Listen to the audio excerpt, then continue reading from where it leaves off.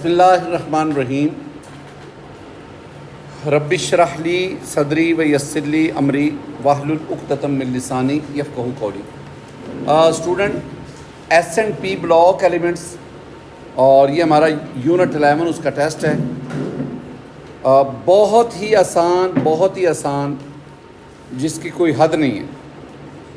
Ionisation energy is noted when the element is in the ground state. The elements that exist as, ये आपको melting boiling point में बताया था कि fourth group तक melting boiling point बढ़ता है, और फोर्थ ग्रुप का सबसे ज़्यादा है कार्बन, सिलिकॉन वगैरह, because they have joint covalent structure. How are melting points of first and second, ये जब भी बात की कि फर्स्ट ग्रुप की निस्बत सेकेंड ग्रुप का मेल्टिंग पॉइंट ज़्यादा होता है, तो 40 the answer. Metals are good conductor of current due to, ये तीनों बातें बिल्कुल ठीक हैं। और all of these which of the following has highest electron affinity, ये हमने कई दफ़ा पढ़ा है, इस पर बड़ी बहस हुई है। क्लोरीन की इनमें सबसे ज़्यादा है और वो -349 किलो जॉल पर मोल। और फ्लोरीन मैंने फिर कह दिया था कि आप इसको ना -322 किलो जॉल पर मोल ही ले लो। बोरोमीन को -325 किलो जॉल पर मोल ले लो, और आयोडीन जो है ना इसको -295। अब इसमें याद रखना, ये जो नेगेटिव है ये वैल्यू का हिस्सा नहीं है, नेगेटिव सिर्फ बताता है कि एनर्जी रिलीज हो रही है। Potassium, rubidium, caesium react with oxygen to form. कुछ बातें समझिएगा, कुछ पॉइंट समझिएगा। मैं आपके साथ डिस्कस करता हूँ रिएक्शंस ऑफ अल्कली मेटल्स का रिएक्शन ऑक्सीजन के साथ। अच्छा जी, reaction of first A group with oxygen, reaction of first A with oxygen.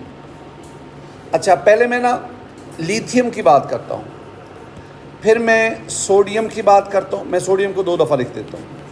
फिर मैं पोटाशियम, रुबीडियम, सीजियम की बात करता हूँ। आप लोगों की बुक अगर देखी जाए ना, उसमें लिथियम का ऑक्सीजन के साथ रिएक्शन और बता रहा है जी इसमें Li2O भी बनता है, Li2O2 भी बनता है। ये जो Li2O है ना पहले वाला, इसमें ऑक्सीजन -2 है, इसमें ऑक्सीजन -1 है। जब ऑक्सीजन -1 होती है तो वो पर ऑक्साइड है, यानी लिथियम दोनों तरह का। लेकिन लिथियम पर ऑक्साइड ये ना होने के बराबर बनता है, और जो लिथियम ऑक्साइड है ये आपके पास बनता है, और ये वाइट क्रिस्टल्स होते हैं, वाइट क्रिस्टल्स। क्रिस्टल्स का मतलब होता है सॉलिड्स। सोडियम का ऑक्सीजन से रिएक्शन 2 तरह से, सोडियम का ऑक्सीजन से 2 तरह से रिएक्शन। अगर आप लिमिटेड सप्लाई ऑफ ऑक्सीजन लें, लिमिटेड ऑक्सीजन, और फिर आप अबंडेंट ऑक्सीजन लें। अगर आप लिमिटेड सप्लाई ऑफ ऑक्सीजन लेंगे, बहुत कम मिकदार में ऑक्सीजन को, तो बेटा जी लिमिटेड सप्लाई में आपके पास Na2O बनता है, और अबंडेंट सप्लाई में Na2O2 बनता है। यह नॉर्मल ऑक्सीजन में Na2O, दोनों में फ़र्क क्या है? ऊपर वाले में ऑक्सीजन -2 है और इसमें -1 है। इसका मतलब है आम ऑक्सीजन में सोडियम, ये सोडियम पर ऑक्साइड बनाता है।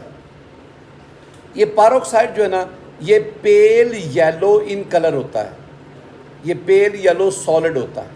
तीसरी बात, आप ना पोटाशियम, रुबीडियम, सीजियम, इसका ऑक्सीजन से रिएक्शन करवाएं, you will have KO2, RbO2 and CSO2। इन तीनों में अगर आप देखोगे, इसमें ऑक्सीजन -1/2 ऑक्सीडेशन स्टेट, -1/2 और -1/2। और आप जानते हैं अगर ऑक्सीजन -1/2 होगा तो ये आपके पास सुपर ऑक्साइड बनता है। अब यही आपके पास सवाल है कि पोटाशियम, रुबीडियम, सीजियम ऑक्सीजन से मिलकर हम कहेंगे सुपर ऑक्साइड बनाता है। बेटा जी ये आपके पास ये क्वेश्चन नंबर 6 का आंसर ये आ गया। एक और question, magnesium react with nitrogen to form, एक और पॉइंट भी समझना है। मैं इसी में बात करूंगा मैग्नीशियम का रिएक्शन। मैग्नीशियम को ऑक्सीजन से रिएक्शन करवाओ, मैग्नीशियम का नाइट्रोजन से रिएक्शन करवाओ, ये दो रिएक्शन। मतलब मैग्नीशियम को हवा में जलाओ, हवा में ऑक्सीजन भी मौजूद है, नाइट्रोजन भी मौजूद, ये दोनों रिएक्शन होंगे। और पहले वाले केस में आपके पास मैग्नीशियम ऑक्साइड बनेगा और दूसरे वाले केस में आपके पास ये मैग्नीशियम नाइट्राइड Mg3N2 बनेगा। इसका मतलब क्या हुआ कि जब आप मैग्नीशियम को हवा में, एयर, और इधर भी मैं एयर लिख रहा हूँ, हवा में जलाते हैं तो मैग्नीशियम इंटेंस वाइट लाइट से जलता है, इंटेंस शदीद तरीन वाइट लाइट इससे जलता है और हमारे पास मैग्नीशियम ऑक्साइड और मैग्नीशियम नाइट्राइड। इसके बाद वाली बात ये आपके अभी क्वेश्चन का ये आंसर आ गया, मैग्नीशियम नाइट्राइड आंसर आ गया, Mg3N2। अगली बात बहुत बहुत बहुत अहम है, यही मैग्नीशियम नाइट्राइड Mg3N2 इसका पानी से रिएक्शन करवानी, यानी मैं इसको बोलूँगा हाइड्रोलिसिस। पानी से रिएक्शन जब आप करवाएंगे तो बेटा जी आपके पास बनेगा अमोनिया गैस बनेगी NH3 और साथ ही आपके पास मैग्नीशियम हाइड्रो ऑक्साइड हासिल होगा। ये बना, ये भी ना जो मैं कह रहा हूँ ना, ये भी अभी कुछ देर के बाद आपका क्वेश्चन आएगा। ये दो बातें आपने ज़हन में बिठानी। आओ ज़रा, मैग्नीशियम रिएक्ट विद नाइट्रोजन तो मैग्नीशियम नाइट्राइड बनेगा, delta option. Which of the following property remain same, बेटा जी आपको बताया था कि across the period shielding effect SE almost remain same, almost remain same, almost. और shielding effect down the group जो है ये इंक्रीज करता है। बाकी प्रॉपर्टीज आप देख लीजिएगा। While moving down the group में ऊपर से नीचे आ रहे हैं, which of the following increase, number of shell बढ़ते हैं, lithium, sodium, potassium, rubidium, caesium, francium. Number of shells, lithium में 2 शेल, सोडियम में 3, पोटाशियम में 4, रुबिडियम में 5, सीजियम में 6 और फ्रेंसियम में FR, फ्रेंसियम इसमें 7। ऊपर से नीचे आते हुए शेल नंबर बढ़ते। एक और बात, लिथियम का ताल्लुक सेकंड पीरियड से, सोडियम का ताल्लुक थर्ड पीरियड से, तो जिसमें जितने शेल होते हैं उतने ही पीरियड होते हैं। तो पोटाशियम 4th, पीरियड भी 4, शेल भी 4, रुबिडियम पीरियड भी 5, शेल भी 5, सीजियम पीरियड भी 6, शेल भी 6। तो down the group number of shells increase करते। Electronic configuration of noble gases, आपको पता है ये ना, ये इलेक्ट्रॉन गिन लिया करो, 6 और 2 8 नोबल गैसेस, 8वां ग्रुप। अगर मैं कहूँ कि ये वाली इलेक्ट्रॉनिक कॉन्फ़िगरेशन किसकी है, 3 और 2 5, ये 5वां ग्रुप है। मैं कहता हूँ ये वाली इलेक्ट्रॉनिक किसकी, 5 और 2 7, 7th एक ग्रुप है। ये किसकी है, 4 और 2 6, 6 है। तो नंबर ऑफ वैलेंस, मैंने बोला क्या, number of valence electron that is equal to group number. जितने वैलेंस इलेक्ट्रॉन होंगे वही ग्रुप नंबर होगा। इलेक्ट्रिकल कंडक्टेंस इज मैक्सिमम, ये आपको बताया था। सेकंड बी ग्रुप को हम कहते हैं, इसमें कॉपर है, सिल्वर है, गोल्ड है, and they have extraordinary high value of electrical conductance. Beta is the answer. Next move करें। Maximum nuclear charge is observe, ये इंतहाई out of the way question है, आउट ऑफ द वे, इंतहाई out of the वे। बहरहाल इसको ना हम ना एक रूल है स्लैटर्स रूल, स्लैटर रूल हमें Z इफेक्टिव बताता है। बेटा जी Z इफेक्टिव कहते हैं इफेक्टिव न्यूक्लियर चार्ज, इसको Z इफेक्टिव से जाहिर करते हैं। ये स्लैटर रूल है। स्लैटर रूल हमें बताता है कि नंबर ऑफ प्रोटॉन कितने हैं न्यूक्लियस में, शील्डिंग इफेक्ट कितना है, और उसकी बेस पे फिर अफेक्टिव न्यूक्लियर चार्ज कैलकुलेट करता है। बहरहाल आप इस क्वेश्चन की डेप्थ में ना जाएं, वो स्लेटर रूल आपको पढ़ाना पड़ेगा, वो लंबा काम हो जाएगा। जिंक पे जाके आप आगे बढ़ सकते। ये ना आउट ऑफ द वे सवाल है, ऐसे सवाल नहीं आते। Alloys are, first of all alloys are mixture, compound नहीं होते। ये लिखा हुआ कंपाउंड, ये कंपाउंड, तो ये दो तो वैसे ही गए। Alloys are mixture, alloys polymer भी नहीं होते, तो बात ही एक रहेगी। तो alloys are physical mixtures of metals और बाज़ केसेस में नॉन मेटल्स भी अलॉय में शामिल होती हैं। मोस्टली मेटल्स, दो या दो से ज़्यादा मेटल्स आपस में मिलती हैं, अलॉय बनता है, लेकिन वो मेटल स्टैच्योमेट्रिकली प्रॉपर परसेंटेज के साथ मिक्स होती है। इन सुपर ऑक्साइड अभी बात हो चुकी है। सुपर ऑक्साइड में एक ऑक्सीजन के ऑक्सीडेशन स्टेट बेटा जी -1/2 या -0.5 या इन फ्रैक्शन, ये तीनों बातें ही पूछी जा सकती हैं। आगे आए, why dimer of aluminium chloride. मैं आपको ना सारी बात समझाता हूँ। एल्यूमिनियम क्लोराइड AlCl3 और मैंने उसका डाइमर बनाना है, डाइमर।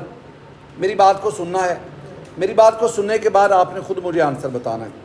बेटा जी आपके पास ना ये AlCl3 है, मैं इसका स्ट्रक्चर बनाता हूँ। एल्यूमिनियम Al, एक क्लोरीन, दूसरा क्लोरीन और तीसरा क्लोरीन।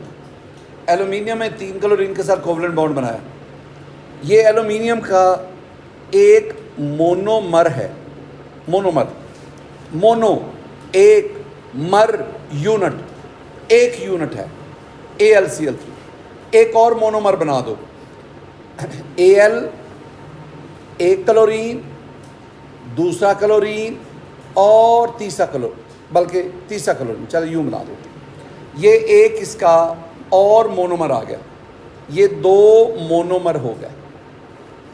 अब इसमें देखिएगा होता ये है, गौर से, अगर आप इस एल्यूमिनियम से पूछें तुम्हारे वैलेंस शेल में कितने इलेक्ट्रॉन हैं, वो कहेगा 2, 4, 6। According to octet it should have 8 electron, but in AlCl3 aluminium is in a deficiency of 2 electron. अब आप इस क्लोरीन से पूछें, क्लोरीन के बाद 2 ये और इसके पास ये 3 लोन पेयर भी होते हैं। अब क्लोरीन इसके पास 8 इलेक्ट्रॉन, एल्यूमिनियम वैलेंस शेल में 6 electron, aluminium is in a deficiency of 2 electron. अब ये एल्यूमिनियम इस क्लोरीन से रिक्वेस्ट करेगा कि मुझे 2 इलेक्ट्रॉन दो। अब ये क्लोरीन अपने 2 इलेक्ट्रॉन यहाँ बॉन्ड बनाने में इन्वेस्ट करेगा, ऐसा बॉन्ड जिसमें दोनों इलेक्ट्रॉन एक एटम दे, उसे कहते हैं कोऑर्डिनेट कोवलेंट बॉन्ड। इस तरह एल्यूमिनियम और क्लोरीन के दरमियान कोऑर्डिनेट। दूसरी तरफ बिल्कुल ऐसा ही खेल इधर भी है। इस एल्यूमिनियम के पास 6, इस क्लोरीन के पास लोन पेयर, और यहाँ भी कोऑर्डिनेट कोवलेंट बॉन्ड बना। पहले ये एक था मोनोमर, ये एक था मोनोमर। अब इन दोनों मोनोमर्स में के दरमियान एल्यूमिनियम और क्लोरीन के दरमियान कोवलेंट बॉन्ड बना। अब ये मोनोमर नहीं बना, अब ये बन गया डाइमर। अब इसका फार्मूला है Al2Cl6, ये डाइमर बना। सवाल ये है डाइमर बनने की बुनियादी वजह क्या है? डाइमर बनने की बुनियादी वजह ये कोऑर्डिनेट कोवलेंट बॉन्ड है। ये कैसे बना? इसमें एल्यूमिनियम ने क्लोरीन से इलेक्ट्रॉन पेयर लिया। अब आओ, पहला option aluminium is electron rich, नहीं, उसमें उसके पास तो 2 इलेक्ट्रॉन की कमी है। Aluminium have lone, no. Aluminium donates lone pair, no. Aluminium form coordinate covalent bond with chlorine to complete its octet.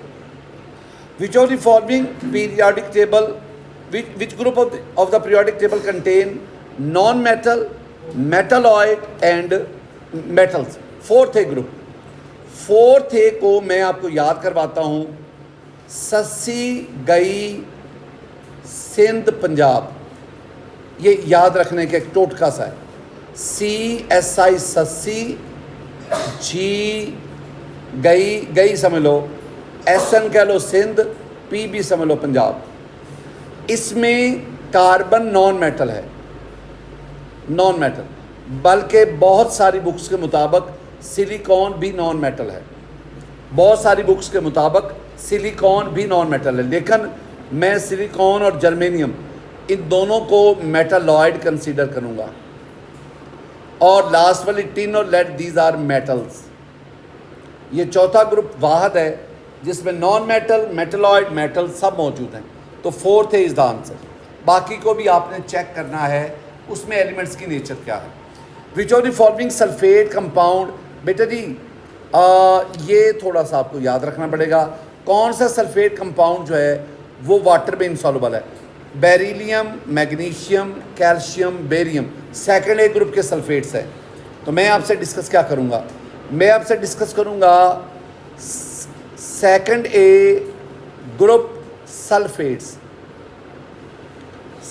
Second ए के sulphates.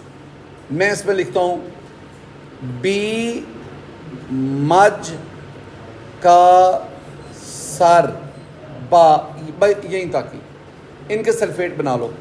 BeSO4, MgSO4, CaSO4, SrSO4 and BaSO4, ये बने। These are second group sulphates. Solubility की बात वो कर रहे हैं।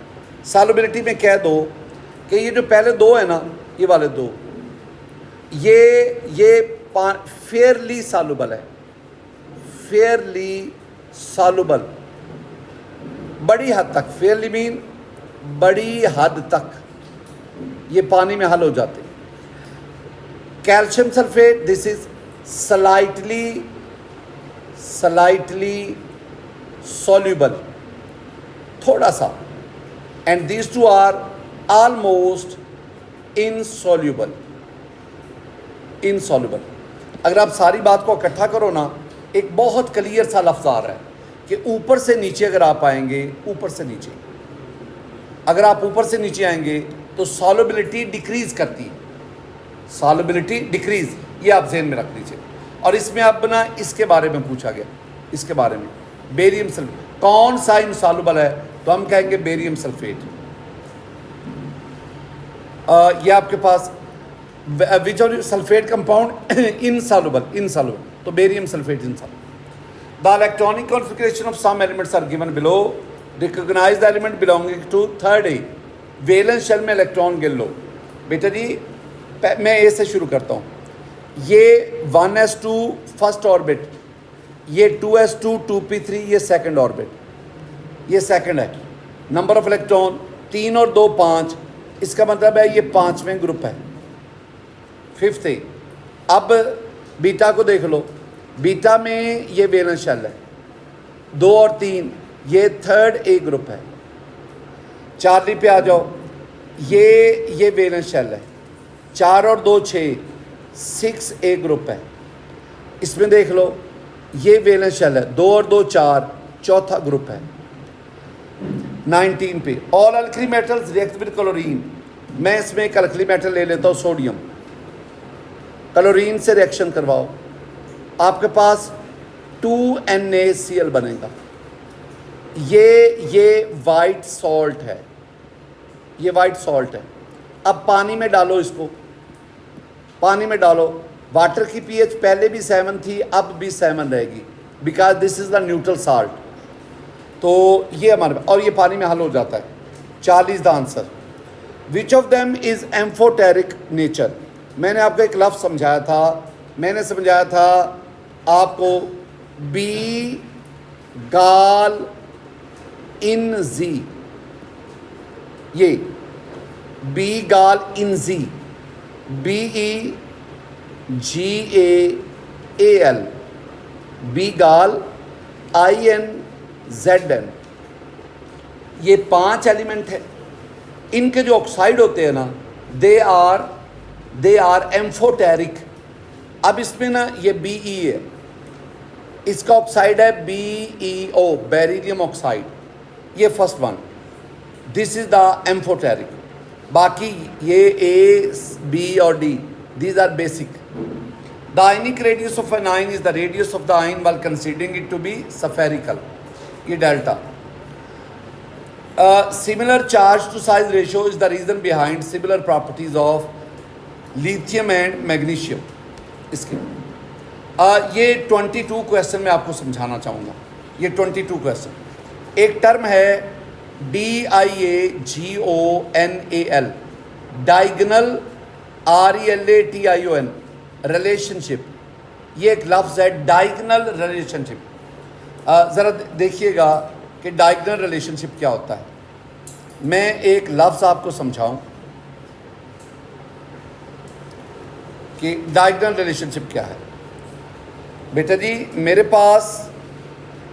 पास lithium, मैं पीरियड 2 की बात कर रहा हूँ. पीरियड 2 कोई भी पीरियड ले लो.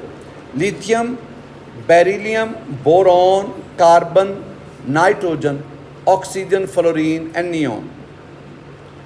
पहले लफ्ज़ डायगोनल समझना. जब आप ट्राइएंगल बनाते हैं ना, ट्राइएंगल, उस ट्राइएंगल में आपके पास ये जो नीचे इसे कहते हैं बेस, ये जो इसे कहते हैं परपेंडिकुलर, मैं यूं परपेंडिकुलर लिख देता हूँ. और ये वाला जो एरिया ना, ये वाला, इसको कहते हैं DIAGONAL, डायगोनल, तिरछा. तो ये ज़हन में रखना है कि इस तरह इसे कहते हैं डायगोनल. अच्छा, दूसरा, ये फर्स्ट ए ग्रुप है, ये second A, third A, fourth A. मैं टाइम को बचाना चाहता हूँ, बाकी आप खुद लिख लेना. अब फर्स्ट ए में lithium, sodium, potassium, rubidium and so on. Beryllium, magnesium, calcium, strontium, so on. बाल, गा, इंटेल, सो ऑन, SiG वगैरह वगैरह. ये मैंने एक लफ्ज़ आपको बताना है, डायगोनल रिलेशनशिप. अब सुनिएगा मैं क्या कहता हूँ. बेटा जी first A group alkali metal में जो लिथियम है ना, लिथियम बहुत सारी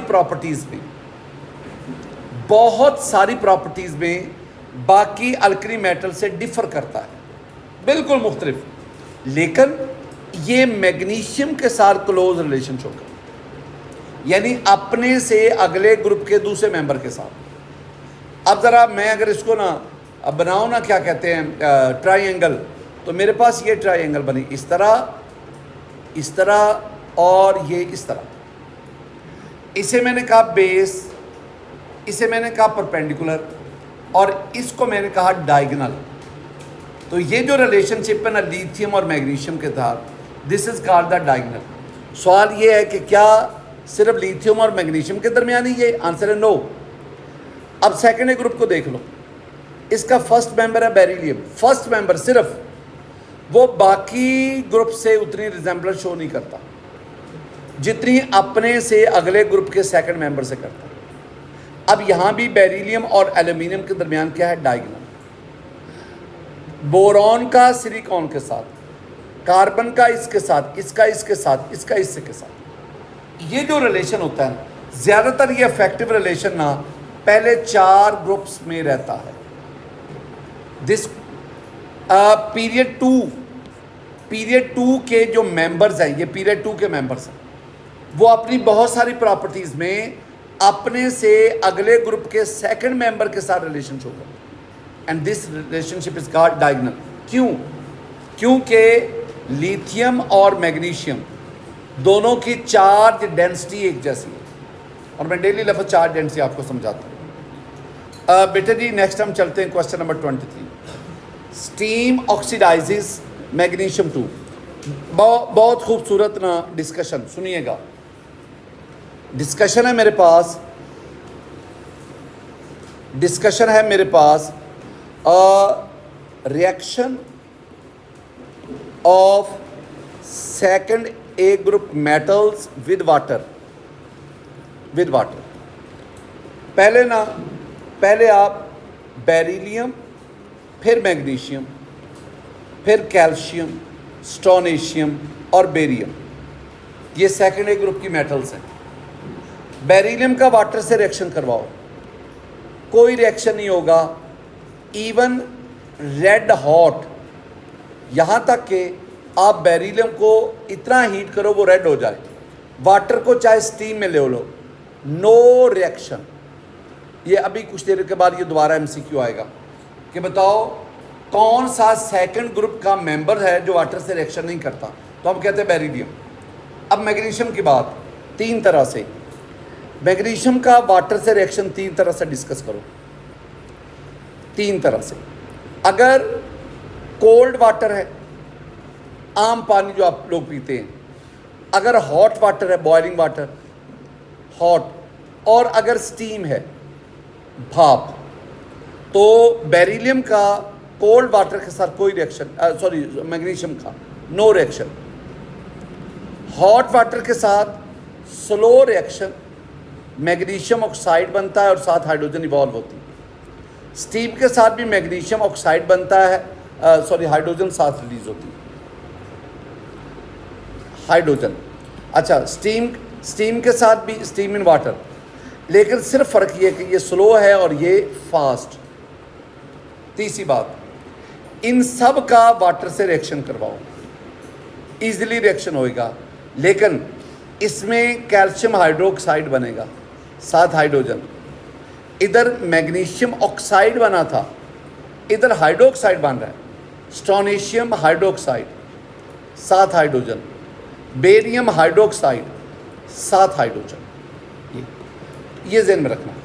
ये मैंने काम क्या किया था, पहले मैंने सेकंड ग्रुप की मेटल्स को लिखा, बेरिलियम पानी से किसी सूरत भी रिएक्शन नहीं करती, मैग्नीशियम के साथ वाटर के साथ रिएक्शन, कोल्ड नहीं रिएक्शन, हॉट और स्टीम के साथ और ऑक्साइड बनता है मैग्नीशियम ऑक्साइड, लेकिन बाकी जो हैं वो ऑक्साइड नहीं बनाती बल्कि वो हाइड्रो ऑक्साइड बनाती।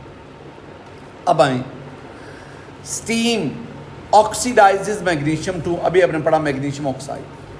विच of the following has maximum first, ये आर्गान नोबल मेटल है और आपको पता है कि नोबल मेटल की आयोनाइजेशन एनर्जी सबसे ज़्यादा है।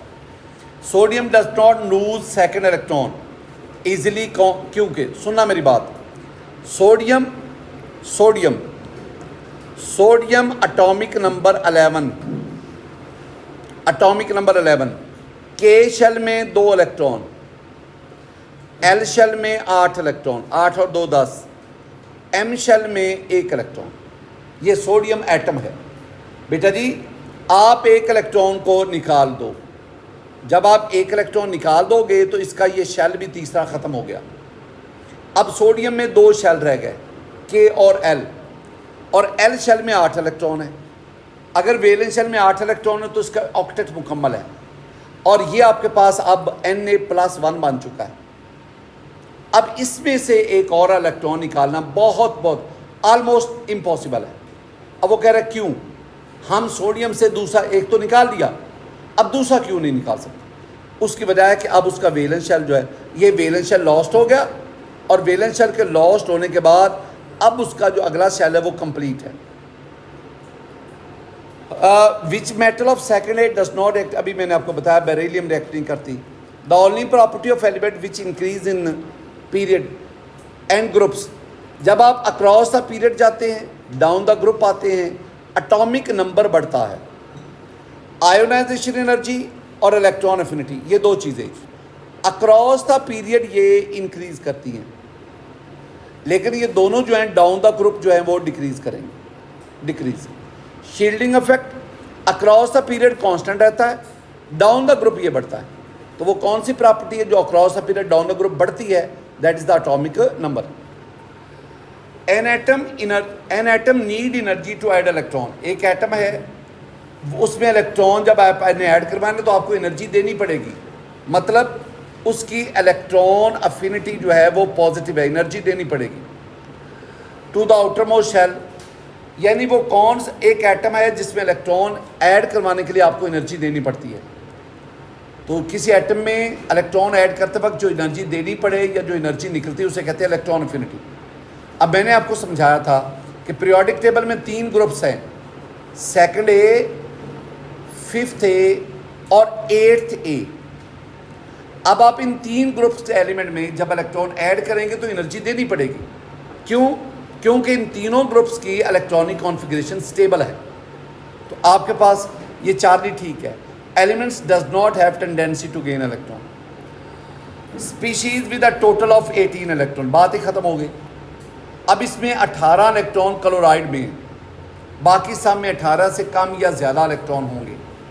विच of the following ion is formed by the loss of electron from P orbital. Loss, पहला तो गेन ऑफ इलेक्ट्रॉन से बना, ये तो हमारी डिस्कशन ही खत्म होगी। ये मैग्नीशियम आयन मैग्नीशियम एटम से बनता है, और मैग्नीशियम एटम जो है ना 1s2 2s2 2p6 3s2। तो मैग्नीशियम आयन बनाने के लिए मैग्नीशियम एटम के s ऑर्बिटल से 2 इलेक्ट्रॉन निकालने पड़े। सोडियम आयन किससे बना? सोडियम एटम से 1s2 2s2 2p6 3s1। तो सोडियम आयन बनाने के लिए सोडियम के s ऑर्बिटल से इलेक्ट्रॉन निकालना पड़ा। वो कहता है s नहीं, बताओ p कौन सा, तो फिर रह ये क्या है, वही आपका आंसर है। The elements with atomic number 13, aluminium का होता है बेटा जी 13 एटॉमिक नंबर। एल्यूमिनियम का तल्लक 3rd A ग्रुप से है। एल्यूमिनियम पे 3 शेल होते हैं और इसका पीरियड जो है वो भी 3 है। So 40 the answer. Which of the following has maximum first ionization potential in period? ये आपको पता है, sodium, magnesium, aluminium, silicon, phosphorus, sulphur, oxygen, argon, chlorine, sorry oxygen कह रहा हूँ, सल्फर, क्लोरीन और आर्गन। अब ये पीरियड 3 है। पीरियड 3 हमने पढ़ा कि जब किसी भी पीरियड में लेफ़्ट टू राइट जाते हैं आयोनाइजेशन एनर्जी बढ़ती है। अब इसमें हमारे पास ऑप्शन कौन कौन से हैं? एल्यूमिनियम है ये वाला, सिलिकॉन है ये वाला, फास्फोरस है ये, मैग्नीशियम है ये। तो साधर अगर इधर को आयोनाइजेशन एनर्जी बढ़ती है तो सबसे ज़्यादा फास्फोरस की होगी, ये phosphorus. The correct order of radii, यह भी बात यही आ गई। अक्रॉस द पीरियड रेडियस कम होता है, तो आपके पास D is the option. The hydroxide of which of the following is more soluble, ये आपको बताया था। आपके पास beryllium hydroxide, magnesium hydroxide, O is taken twice, ये आपको मैंने समझाया हुआ है। Calcium hydroxide, barium hydroxide, strontium hydroxide और बेरियम हाइड्रोक्साइड, ये मैंने सेकंड ग्रुप के हाइड्रोक्साइड के मैंने आपको समझाया था। ये जो पहले वाला है ना बेरिलियम हाइड्रोक्साइड, ये इनसॉल्युबल है, ये स्पेरिंगली बोला था, और मैंने फिर इससे मिल्क और मैग्नीशियम आपको समझाया। और ये सारे जो हैं ये फेयरली सॉल्युबल है, फेयरली ज़्यादा हैं। ऊपर से नीचे आते हुए सॉल्युबिलिटी बढ़ती है। सबसे ज़्यादा सॉल्युबल बेरियम हाइड्रोक्साइड है, तो वो कहते हैं सबसे ज़्यादा कौन सा है? Barium hydroxide. Which one of the following is not a periodic property across the period down the group? कौन सी वेरिएशन नहीं होती? तो वो है कोऑर्डिनेशन नंबर ऑफ आयंस, बाकी तीनों पीरियोडिक प्रॉपर्टीज़ है। Electronic configuration of 4 different elements is given. जो ज़हीन बच्चे हैं ना वो इस क्वेश्चन को पिक करेंगे। The electronic configuration of 4 different elements is given. Identify the element belong to, ये 5th A को दफ़ा करें, ए नहीं लिखना। 5th ग्रुप आपने इस सारे में क्या कैलकुलेट करना? एक बात कैलकुलेट करनी है, वो क्या कि नंबर ऑफ वेलेंस इलेक्ट्रॉन, पीछे भी समझा के आऊँ, that is equal to group number. Group number, valence electron count कर लो, ग्रुप नंबर का पता चल जाएगा। मसलन आपके पास इसमें वेलेंस इलेक्ट्रॉन 2 3 4, इसका ग्रुप जो है वो IV4 है। इसमें काउंट कर लो 2 4 5 6, इसका ग्रुप नंबर 6 है। इसमें काउंट कर लो ये वाला 2 3 4 5, इसका ग्रुप नंबर 5 है, यही पूछा गया। और इसमें काउंट कर लो 2 4 6 7, इसका ग्रुप नंबर 7 है, ये 7 है। तो वो 5वां किसका है? Charlie. Boron, carbon, nitrogen, oxygen belongs to the second period. इसमें हाईएस्ट ये नाइट्रोजन की, ये हम पढ़ चुके हैं electronegative period. The first ionization energy of helium is highest of all element in periodic table. वजह ये तीनों ही हैं। Small size, stable S orbital, higher, ये तीनों ही उसके सबसे ज़्यादा आयोनाइजेशन एनर्जी की वजह। The only property of element which increase in period as well as groups, पहले हमने एटॉमिक नंबर कहा था, डेंसिटी भी उसमें शामिल करो। डेंसिटी भी अक्रॉस द पीरियड भी बढ़ती है, डाउन द ग्रुप भी बढ़ती है। बाकी चीज़ें आप देखोगे, ionization energy, electron affinity across the period बढ़ती है, down the group. Shielding effect across the period constant, down the group बढ़ता है। ये सारी बातें आप समझनी है। While moving down the group in the periodic table, atomic volume बढ़ता है, down the group. Number of valence electron constant रहते हैं। फर्स्ट एक ग्रुप को ले लो, लिथियम, सोडियम, पोटाशियम, बेरिलियम, सब के वैलेंस शेल में एक इलेक्ट्रॉन होगा, constant. Electron activity down the group कम होती है, effective nuclear charge down the group कम होता है, सिर्फ ये बढ़ता है। Tri positive ion formation is not possible. अब जरा देखना, चार्ली को देखो, 3s2, 2 इलेक्ट्रॉन निकाल दो, ये मैग्नीशियम है, मैग्नीशियम, ये इलेक्ट्रॉनिक कॉन्फ़िगरेशन मैग्नीशियम की, 2 इलेक्ट्रॉन निकाल दो, ये 2 इलेक्ट्रॉन निकल गए। जब 2 इलेक्ट्रॉन निकल गए, अब ये बन गया Mg2+। अब ये देखो, 2s में 2 और 6 8, अब इसमें 8 इलेक्ट्रॉन है, ऑक्टेट मुकम्मल है। अब तीसरा इलेक्ट्रॉन यहाँ से निकाल कर Mg3+ ट्राई पॉजिटिव बनाना बहुत ही मुश्किल है। यही आपका आंसर है। According to modern periodic law, the variation in properties of element is related to atomic number. Modern periodic law है।